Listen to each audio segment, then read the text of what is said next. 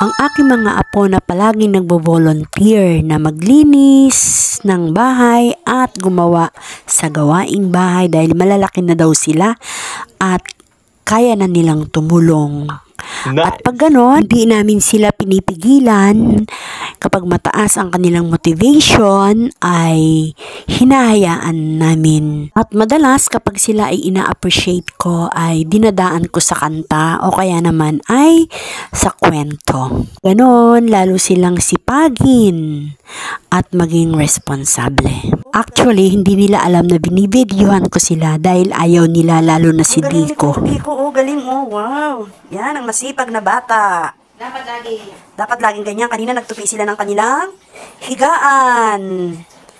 Wow, galing. Tapos, ayan naman si Bunso, naghuhugas ng pinggan. Wow, ang galing naman, ang sipag. Oh, galing-galing nila.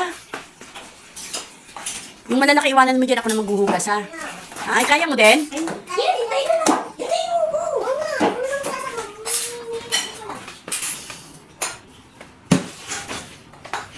Wow. May gift yan mamaya. Galing, ah. Ang galing-galing. Yan ang mabuting bata, ang mababait na bata.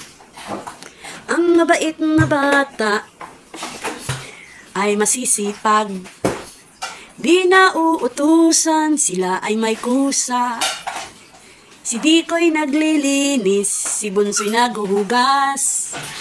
Sila ay mababait at sila ay magalang. Uy, pagising sa umaga, nagtutupi ng hinigan.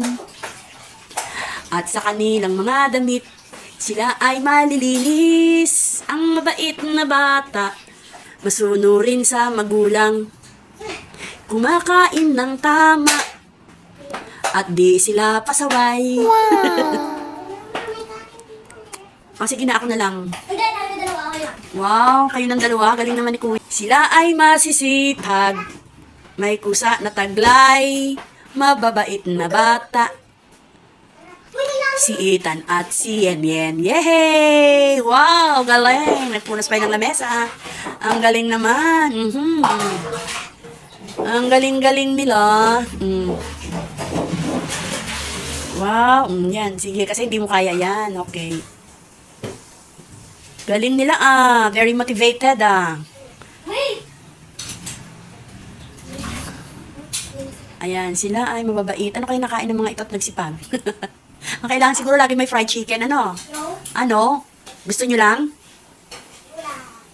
Gulay. Thank you guys for watching.